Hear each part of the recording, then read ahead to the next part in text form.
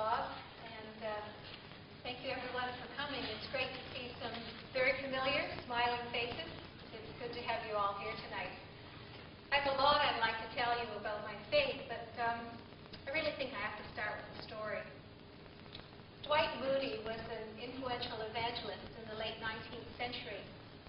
And Dwight Moody was visiting a colleague, a friend, and a minister one weekend.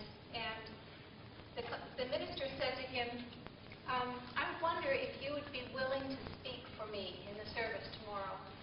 But I'm almost ashamed to ask. So Moody questioned him, why? Why would you be ashamed to ask? And he confessed that in the middle of the services, a lot of the people were leaving halfway through the service. And Moody said, well, if that's the only issue, it won't be a problem for me to speak.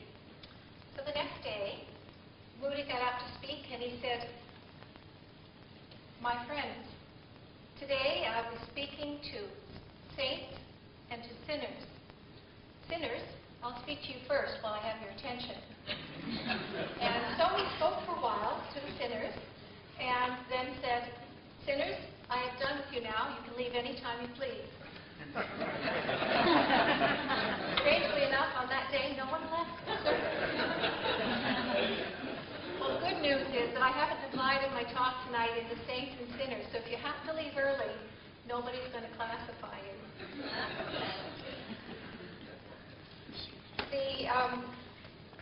Because you know I'm a manager in computing services, some of you may be a little bit worried that I'm going to speak about faith in computers. Those of you who have used computers probably know what folly that would be to have faith in computers. If you've ever used a computer for anything, can you just raise your hand, keep it raised for a minute? Now, if it's never crashed or hung or frozen on you, could you just leave your hand up if it's never hung?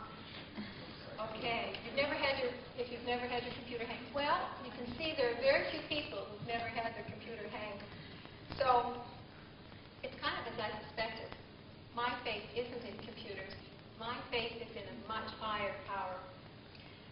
What I'm saying tonight is that we should take time to compute our faith, to see what we believe. Does it add up? We need to check if faith in God really makes sense. Now, if I'm to talk about my faith, then the first thing I have to do is describe what I believe in. Every person on earth believes in something. The unfortunate part is often that those beliefs are as misplaced or as much folly as believing in computers. My faith is very simple. I believe in one God, creator of heaven and earth. I believe that God answers prayer through his Son, Jesus Christ, who died for my salvation. I believe that faith is the shield that shields us from a very real evil one. I believe that the Lord is my strength and my song. And most of all, and best of all, I believe that God loves me and God loves you. God loves me and God loves you. What is faith? I can't open a box and show you my faith. I can describe it, but you can't see it. I've read an anonymous saying that faith is to the soul what the mainspring is to the watch. I can perhaps show you the basis of my faith and even the results of my faith, but still, I'll leave it to you to compute if it all adds up. I'll touch tonight on 5 aspects of my faith, and I've chosen water to illustrate those points. Water is used to wash. Faith in God cleanses our soul. Water is beautiful in the right setting. Water can fill an empty container. A glass of water is both simple and complex. And finally, water quenches your physical thirst, but God fills your spiritual needs. From early childhood, our parents tell us to wash our hands before meals. My mom can testify to that. She had to remind me lots of times. We're fortunate enough to live in a country where we're able to go to a sink, turn on the tap, and find clean water, at least most of the time. Nothing seems quite so refreshing as going from a grimy, sweaty job to a long, hot shower. With water and soap, we quickly wash away the grime and we're renewed. However, this cleanliness is temporary and somewhat superficial. My husband and I like to watch TV documentaries, and one night a documentary visited the microscopic things that inhabit our world, and a lot of creepy crawly dust mites and some things that just stay on your skin even after you shower. So I went to bed with a little scratches that night, and that's quite a bit uncomfortable. So the question is it a clean body with water? But that's physical cleanliness. Even if we use soap and water, there's so many things we don't get rid of. But what can we say about our mental, emotional, and spiritual health? I've done a lot of things in my life that I'm not proud of. If I started from birth with an absolutely clean white slate and considered that every unkind word I said, every lie I told, or every time I hated or was angry or envious or proud, if I thought that every time that happened, a black mark went on that slate, then that slate got pretty black very fast. I could have let that get me down after a while. I suppose I could spend a lot of time moping about what I have done or what I haven't done or said, or simply wanting to start fresh with a new clean slate and a chance to be forgiven for the things I've done. Well, I've got a secret. Anyone can start with a clean slate. The Bible promises me that God allows me to have a new start. I simply need to recognize the wrong things in my life, confess them, and accept God's forgiveness and His promise that my sins are washed away because of the death of His Son Jesus. A new beginning based on an eternal promise. I've told you that God gives a clean slate. What I didn't mention is that the Bible promises that it will be whiter than snow. Now, maybe that sounds a little bit like a commercial, but it's true. We're not just half forgiven. So, have you ever decided to half forgive someone? That's what I call it when somebody says, well, I'll forgive them, but I'll never forget. So, we're not just half forgiven. Total forgiveness for wrongs means forgiven and forgotten. How is this possible? The Bible tells me in Corinthians chapter 13 of a perfect love. Love that never fails. Total forgiveness starts with that perfect love. And my God is that love. So, we start with a clean slate. What's next? How do we proceed to build on the new beginning? The second area of my faith is water in a different form. There are so many beautiful things in this world. One of the beautiful things that amaze me is ice sculpture. To have such great talent that creative works can be made just from a block of ice is really amazing to me. I have just a few pictures of some ice sculptures that I'd like to share.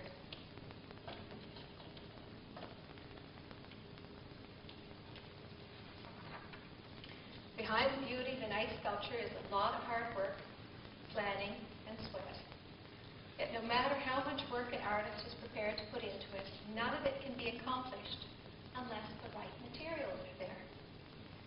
The temperature has to be right, and the ice needs to be frozen properly. I'd like you to picture something with me.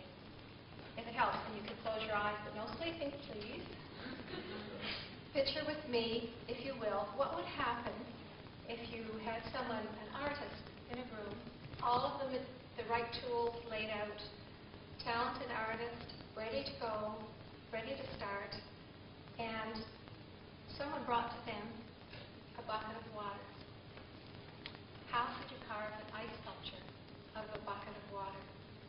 Same material, just a different temperature. No matter how much effort would be put toward it or how talented the artist was, then no sculpture can be made from a bucket of water. Do you sometimes feel that you're trying and can't get anywhere? You want to be the best you can be, but nothing seems to turn out the way you want in your life? God tells me that sometimes I have to wait until the time is just right. Sometimes it takes a whole lot of faith to trust that even when my life temperature is getting cooler, God will supply the right material to make beautiful things. Where I tried and failed, you could just say that I was trying to carve ice sculptures out of water. help and the wisdom of someone much stronger and wiser than I am. Let me tell you a story that I think is a perfect example of how God answers our needs with the right tools at the right time. My friend's daughter was getting married. As the big day came closer, my friend kept adding things to that list of things that needed to be done. She wanted the best for her daughter, and she wanted the wedding to be just perfect. But as the list got longer, her health deteriorated. On Sunday, one day when she went to the service, her pastor asked if he could pray for her. First, she didn't think so, and then something prompted her to say, yes, I'd like you to pray for me. And they both discovered that they prayed in the morning, and she asked him to pray that her health would be able to cope with the things that needed to be done for the wedding. The next day, about an hour after those joint prayers reached heaven, she fell and broke her ankle. She laughs about it now, but it really wasn't very funny at the time. But what really happened then was that all of the things that she had added to her list, she either had to ask someone to help her with them, or those things dropped off of her list, and her general health did improve. So, by slowing down, everything was better. God answered her prayer in a very peculiar way, but it was really obvious.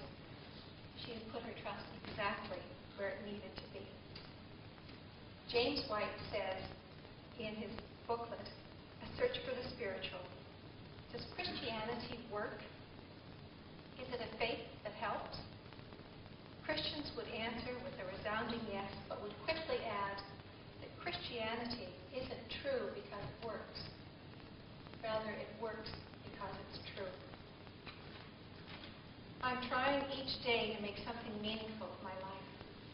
God continues to provide the right tools and the material that I need. All I need to remember to do is ask.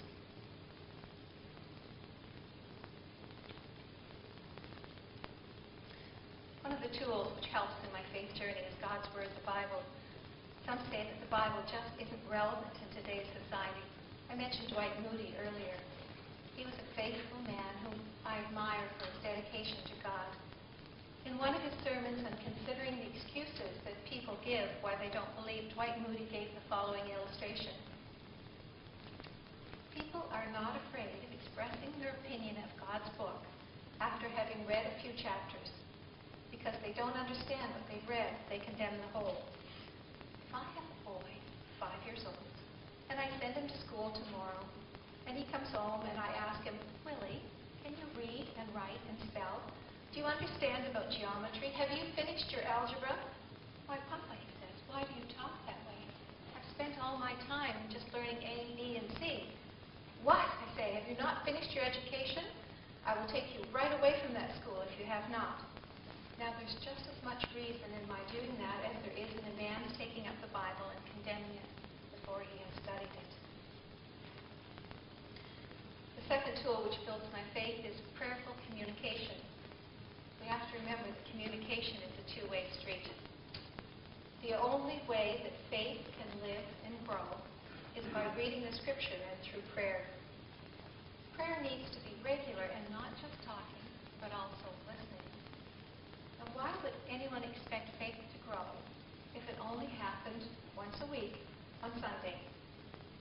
How well would a marriage work if we decided that we would only speak to our partner once a week, we would drive to a special house, talk at our partner, and then leave once a week?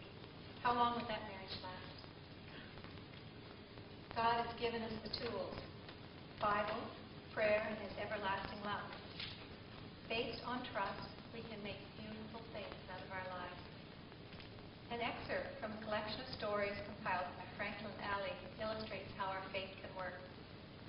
When Charles Kettering, the inventor of the automobile self-starter, addressed a group of electrical engineers, and he explained the principles that made it work, one of the men arose and said, "Mr. Kettering, no wonder you were able to make the self-starter work. In doing it, you profaned every law of electrical engineering."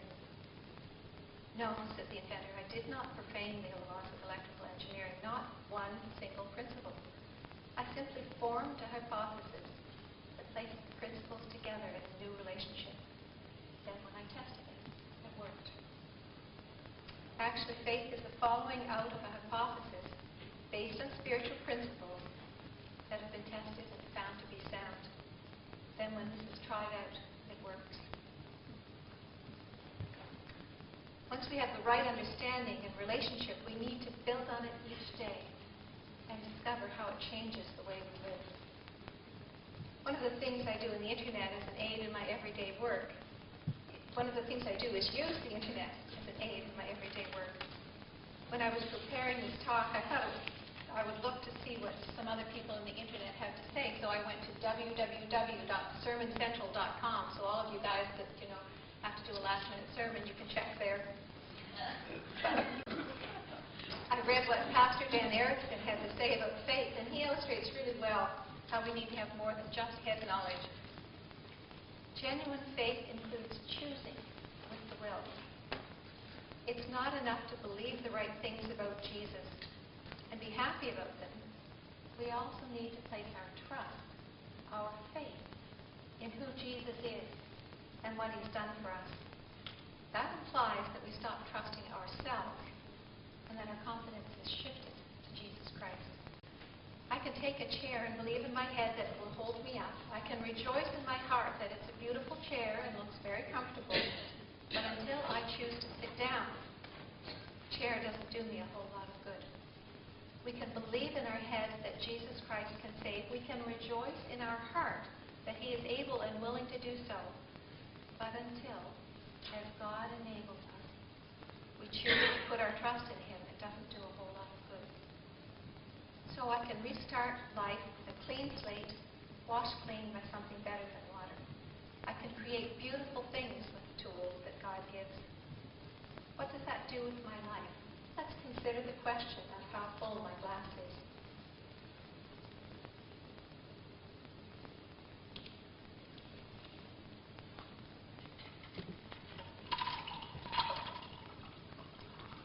For those of you who are concerned, I'm not turning water into wine.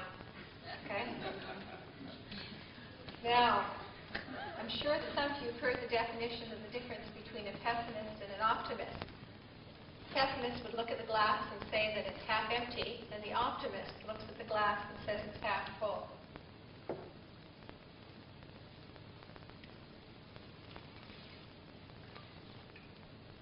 When you know that someone cares for you, when you know you are loved and protected, then you're more than able to be an optimist. Have you ever noticed how easy it is to pass on someone else's pessimism when you're having a really bad day? Maybe you just get up in the morning and you say, I'm going to have a great day today, it's a wonderful day. You can say, good morning, and somebody says, yeah, right. And then maybe you're put off your stride a little, you're determined to continue, and then somebody yells at you for something you've done wrong. Or maybe a third person reports a juicy rumor they've heard about you and wonder if it's true. And maybe by that time your determination to have a good day is evaporated. When I was a teenager, I went through a normal period of self-doubt where I worried about not being pretty enough or lovable enough or acceptable enough to ever fit in. But one thing continued to rescue me. No matter how I fell short of the world's ideals, I knew that God loved me. And no matter what I looked like or how socially fumbling I was. So, I could go through all of those times with my glass half empty. Half full, not half empty. And as a matter of fact, I don't just believe that my glass is half full, I can say that my glass is full to overflowing. I came across an anonymous quotation which expresses this thought well: faith makes the outlook good, the outlook bright, and the future glorious. Those whose faith leads them to believe in Jesus Christ can look at life and understand the promise that he's made, that he will always take care of us. Since he'll always take care of us, our lives will always be full to overflowing.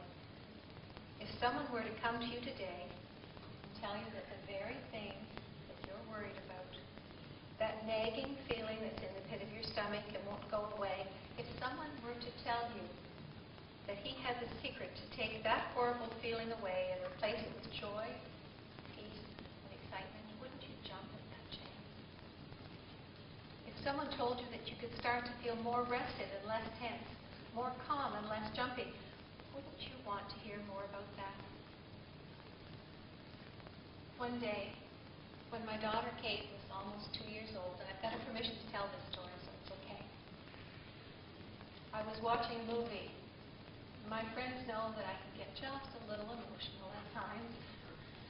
And this particular movie was a very sad one. It was about some older people who thought that their loved ones had abandoned them and that their lives weren't worth anything anymore. They felt that they were useless and they were planning to end their lives early. Of course, the tears started to roll down my cheeks. And my daughter came to me, and she didn't know the word for tears, so she said to me, "Why all wet, Mommy?" She touched my cheek. And I tried to stop crying and tell her long enough why I was so sad. She listened intently for a while, and then she left the room. When she came back, she brought a towel and dried my tears for me. Through Christ, my tears are continually dried. Through Jesus Christ, I don't have to worry anymore. I have His promise that He will take care of me. That's not to say that I never worry. Remember, God is still working on me. But as the days go by, it's easier and easier to give all of my cares to Him. I believe God's promises in the Bible. Not only do I believe the promises, but I've seen them in action. I know He takes care of me, and He makes the impossible happen. It's a long journey to remain faithful and trusting each day, but God gives me lessons along the way. When I tell you that God fills my glass to overflowing, the pundits might say that maybe I'm just starting with a glass that's a little bit too small. Well, I'm really not worried about the size of my glass or the size of anyone else's glass. No matter how big, God can fill it all. I only have to read the Bible and pay attention to what it says. I know that I need to proceed slowly and read carefully and not use the Bible's words out of context. One of the lessons I've learned is to be certain that God's words are used in the setting in which they are intended. Stuart Briscoe, a British preacher, gives an illustration of why a text should be used in context. He tells the story of a man who was walking along the road with his mule and his dog, and a truck came around the corner and knocked them all into the ditch. Well, after the accident, the injured man sued, and he said, but the lawyer for the truck driver said that the old man had told the truck driver at the time of the accident that he never felt better in his life.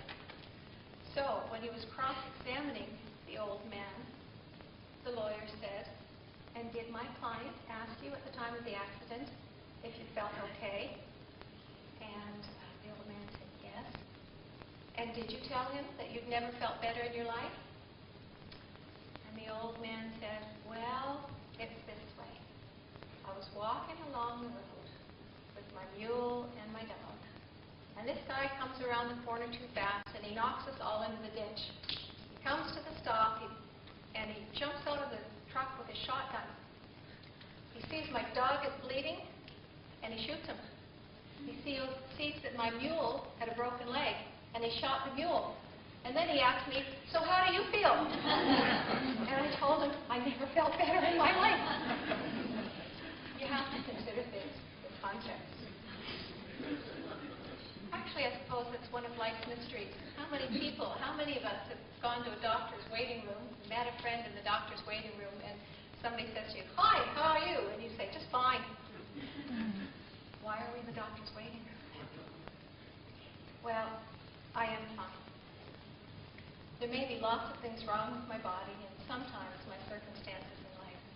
I may be suffering at times in situations beyond my control, but I'm always fine. And I'm thankful in the midst of everything because I know who's filling my glass with good things. The story is told of the day that Thomas Edison's warehouse and workshop burned to the ground. It was made of concrete and not insured because in those days people thought that concrete wouldn't burn. Thomas Edison's son searched frantically for his father as the men fought the fire. He found that his father watched the fire very calmly. Once Thomas Edison heard that his wife was safe, he asked his son to find her and bring her to watch the fire. She might never see such a great fire. To his son's astonishment, he then remarked on the great opportunity this might present. The fire had burned up all of their mistakes. They had a chance to start again. 6 weeks later, Thomas Edison invented the light bulb. A quote attributed to Donald Hankey says that faith is betting your life that there is a God.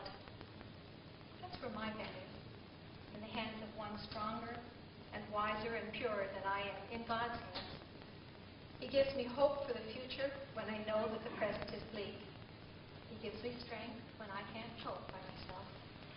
When I talk about having a glass full to overflowing, I can tell anyone just who is filling my glass.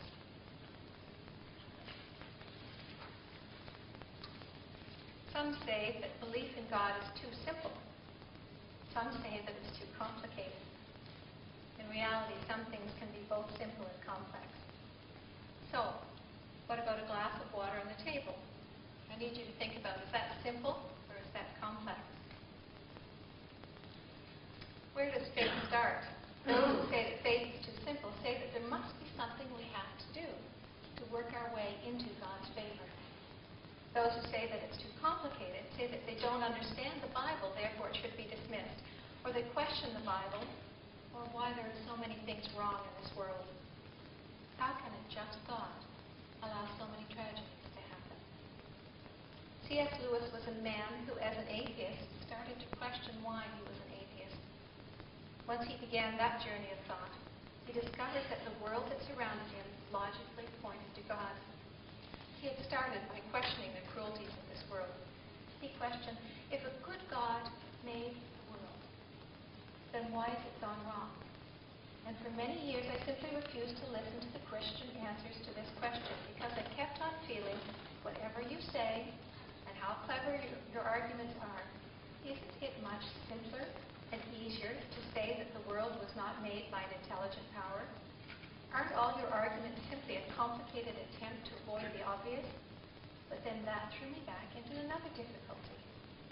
My argument against God was that the universe seemed so cruel and unjust. But how had I got the idea of just and unjust? A man does not call a line crooked unless he has some idea of a straight line. If the whole show was bad and senseless from A to Z, so to speak, then why did I, who was supposed to be part of it, find myself in such a violent reaction against it? Thus, in the very act of trying to prove that God did not exist, I found I was forced to assume that one part of a reality, namely my idea of justice, was full of sense. Consequently, atheism turns out to be too simple. If the whole universe has no meaning, we should never have found out that it has no meaning. Just as if there were no light in the universe and therefore no creatures with eyes, we should never know that it was dark. Dark would have no meaning.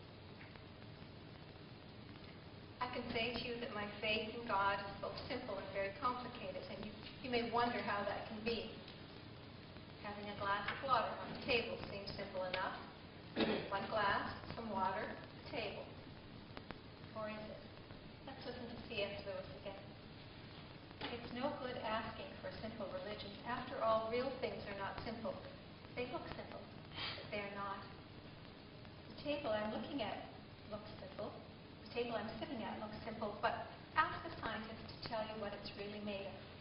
All about atoms, and how light waves are bound from them and hit my eye, and what they do to the optic nerve, and what it does to my brain. And of course, you find out that seeing a table lands you in complications and mysteries which you can hardly get to the end of. It's simple enough for me to be able to say that I can recognize and confess what I've done wrong, accept God's grace, believe His promises, and my life changes. But there's a whole lot more to belief and faith than just the beginning. Faith needs to grow, and to do that needs to be fed. It's an ongoing, day-by-day process. If I understood everything about the God that I believe in, then I'd be wiser than my God. If I could prove everything by a step-by-step process, then I wouldn't need faith. So much of life requires faith. Faith that the water I drink is poison. Faith that I will be paid by my employer on a regular basis. Faith even that when I'm sitting at a red light, that it's going to turn green. The best place for faith in my life is in a greater being whose evidence of creation surrounds me. Dwight Moody's attitude towards his faith is well illustrated in the following experience that he related. A man came to me with a difficult passage in the Bible the other day and said, "Mr. Moody, what do you do with that?" "I do not do anything with it." "How do you understand it?" "I do not understand it." "How do you explain it?" "I do not explain it." "Well then, what have you done? What could you do with it?" "I do not do anything." "You don't believe it, do you?" "Oh yes, I believe it. There are lots of things I don't understand, but I believe in them. I do not understand higher mathematics, but I believe in them. I do not understand astronomy, but I believe in astronomy. Can you tell me why the same kind of food turns into flesh, hair, feather, hooves, fingernails, according as it is eaten by one animal or another?" A man told me a while ago that he could not believe a thing he has never seen. And I said to him, "Man, have you ever seen your own brain?"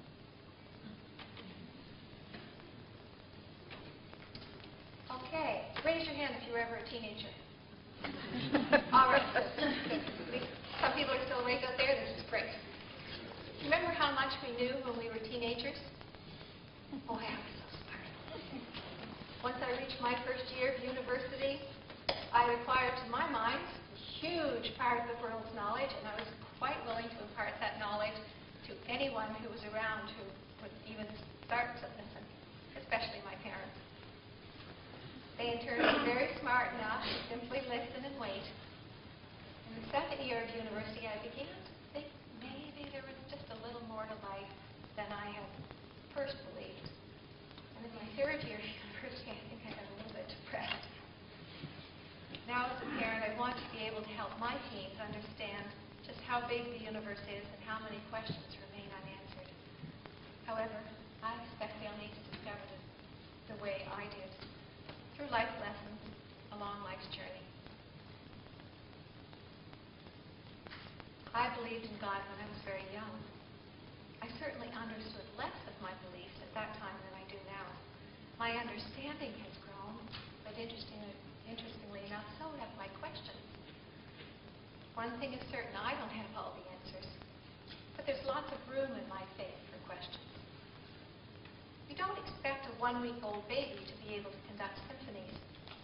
However, even Beethoven was young at one time. He grew, he learned, he used his talents to make beautiful music. We learn more, we grow, and the joy deepens. We can have instant Christianity, but we shouldn't expect instant transformation or instant understanding. Comedian Yakov Smirnoff says that when he first came to the United States from Russia, he was very impressed with an incredible variety of products available in grocery stores. On my first shopping trip, I saw powdered milk. You take powder, you add water, you get milk. On my second shopping trip, I saw powdered orange juice. You just add water and you get orange juice. And I saw baby powder. And I thought, what a country.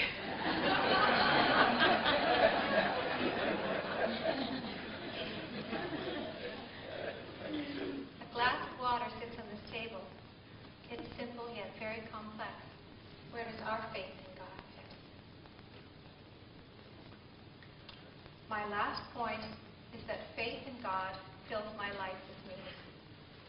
Just as water answers a physical need, faith in God fills a spiritual need. But faith satisfaction is not temporary. It lasts forever. Have you ever been somewhere hot, really hot? Is it too hard to think about being back on the beach in the summer, It's not so hot now. But have you ever been hot and not been able to get something to drink? Sweat's pouring down your brow and your mouth is getting drier and drier by the second, and you feel as though you haven't had a glass of water in a very long time. I have an advantage over you. I have a glass of water right here, so we can talk about how dry your mouth might feel. But the longer you wait, the more all-consuming your need for that water is. Faith fills our spiritual need. It says that we're all born with a God-sized hole in us, a restlessness and a longing that some try to fill many different ways without success. If I could have enough money, then I'd be happy. Or if I could get this promotion, then my life would be complete. Or if I found that special someone, then I wouldn't have any worries anymore. People may try different cults, certain kinds of self-improvement, mind-altering drugs, yet the hole still exists. The restlessness remains unfilled. The Bible promises and delivers one true God to fill that hole, to solve the restlessness, to end the thirst. Jesus told his followers that he would provide the water of life so that they would never be thirsty again. The holy water of the Spirit is a continuous stream. It's clear, cold, and refreshing. When we set up a relationship with God, the restlessness goes away. I think it's time to confess now. I really need to tell you that sometimes my faith, well, maybe that's not exactly right. Sometimes God's love for me makes me so happy that I want to dance. So I won't tell you what I look like when I dance, but it does make me that happy. God loves me? Yes, he loves me. Not just when I first took my vows. He loves me today, and he'll love me forever. He'll never divorce me. He'll never let me down. Yeah, I know there'll be things in my life that don't make sense, but I also know that God will be there to take care of me. Remember, faith isn't just for Sundays. Faith needs to be part of us at work and at home. Can you imagine how well our lives would run if we decided that we'd only have something to drink on one day of the week? We could say, that's all I'll need. I'll just take care of it again next week. I have one last example of what Dwight Moody said to illustrate how simply believing can change your life. Here are his words. A man said to me some time ago, Moody, the doctrine you preach is most absurd. You preach that men have only to believe to change the whole course of their life. A man will not change his life by simply believing. I said, I think I can make you believe that in less than 2 minutes. No, you can't. I'll never believe it. I said, let's make sure that we understand each other. You say a man is not affected by what he believes. It will not change the course of his actions. I do. Supposing, I said, a man should put his head in at that door and say that the house was on fire. What would you do? You'd get out by the window if you believed him, wouldn't you? Oh, he said, I didn't think of that. No, I guess you didn't. I've given a lot of thought to the question of how much my beliefs affect my life, and I can safely say that I live a completely different life than I would if I didn't have faith in God. I've spoken about how God gives the everlasting water so that I won't be thirsty again. Suppose I had that thirst and I believed that self-improvement exercise would help me, or that making enough money would relieve that need. It's not only my faith that's important. It's what I believe in that's important. There are certain people or things that most of us are wise to trust. Now, I don't know how many of you can read that, but for those of you who can, it says, I'm a bomb technician. If you see me running, try to keep up. This is a man we should trust enough to follow. James Emery White, in his book, A Search for the Spiritual, tells of the folly of believing in the wrong thing. It's one thing to value sincerity, and another to make sincerity the lone characteristic of spiritual truth. How you believe matters, but so does what you believe.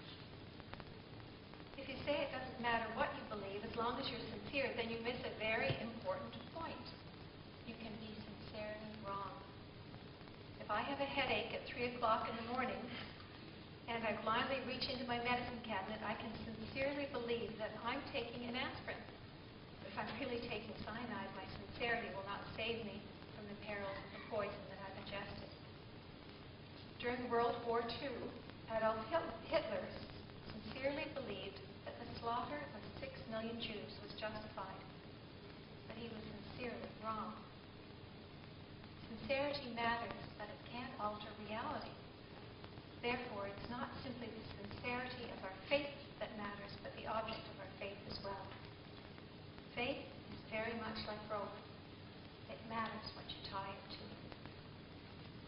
Sigmund Freud maintained that if it were really a matter of indifference what we believed, then we might just as well build our bridges out of cardboard instead of stone, or inject a tenth of a gram of morphia into a patient instead of 100, or take tear gas as a narcotic instead of ether.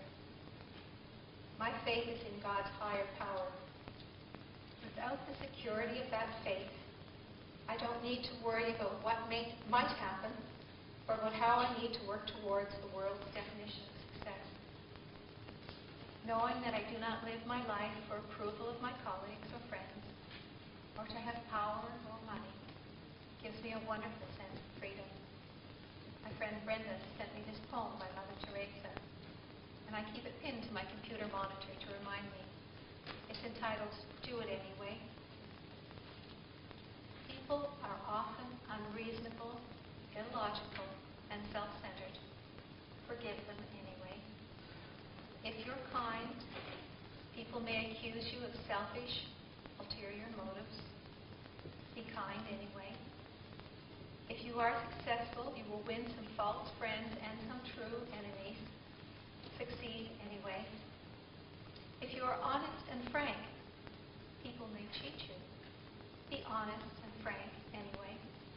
What you spend years building, someone could destroy overnight. Build anyway. If you find serenity and happiness, they may be jealous. Be happy anyway. The good you do today, people will often forget tomorrow. Do good anyway. Give the world the best you have, and it may never be enough. Give the world the best you've got anyway.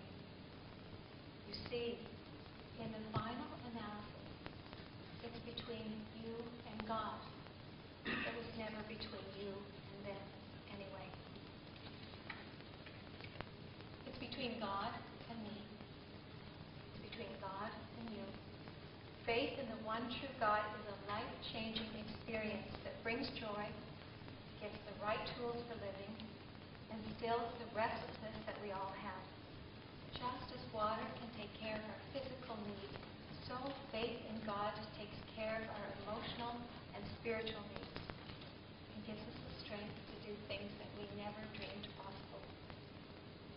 No matter what you hear, no matter what others may say, the reality is that God loves you and God loves me.